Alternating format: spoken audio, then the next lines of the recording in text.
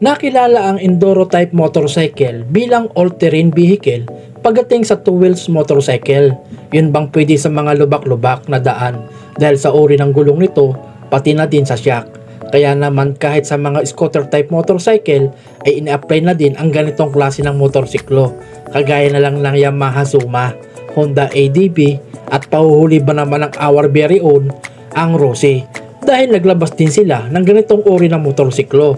Ito ay ang Adventure X 150i cc.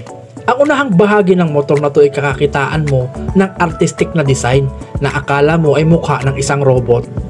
Ang manibela ng scooter na to ay naked, para na din sa maalwan na pagmamaneuver. At napakaporma din ng mags ng motor na to na akala mo ay mags ng isang Rolls Royce. Lupit talaga ng Rossi mga paps. Nagkataglay na din ito ng malaking compartment luggage na kasya ang isang helmet. Kahit yung panglabas na panggilid ng motor na to ay maporma talaga. At dahil nga all-terrain ang peg ng motor na to, syempre nagkataglay ito ng malalalim na spike sa kanyang gulong. At grabe mga paps, yung shock ng motor na to ay heavy duty mga paps. Tamang-tama sa mga rough road, pang probinsya talaga mga paps. Kaya kung tinatamad ang mayor nyo na magpaayos ng kalsada ay nararapat sa iyo ang motor na to. At narito ang specification ng motor na to.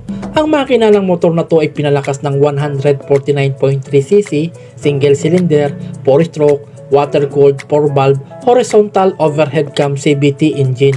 Ang bore stroke ng motor na to ay 57.33mm by 57.9mm at ang compression ratio ay 11:1.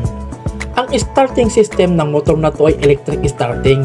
Ang maximum speed ng motor na to ay 100 km/h. Ang maximum power ng motor na to ay 14.75 horsepower at 8,000 RPM at ang maximum torque ay 4 Nm at 6,750 RPM. Ang fuel consumption ng motor na to ay 2.5 liter per 100 km.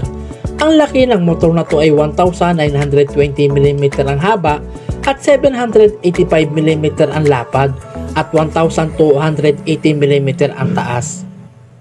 At ang layo ng dalawang gulong nito ay 1,340mm. Ang minimum ground clearance ng motor na to ay 120mm at ang bigat ng motor na to ay 142 kg. Ang sukat ng gulong ng motor na to ay 110 by 80 by 14 ang harapan at 130 by 70 by 13 ang hulihan. Ang preno ng motor na to ay hydraulic disc brake ang unahan at ang hulihan.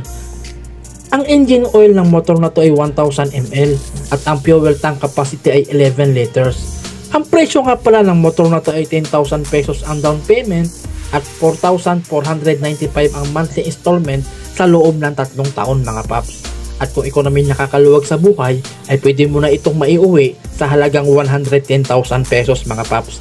Bali hanggang dito na lamang ang maikling content ko at sana nagustuhan nyo. Pakisubscribe na lang din po, then hit the notification bell para updated ka po sa lahat ng video na aking ilalabas. Maraming salamat mga paps.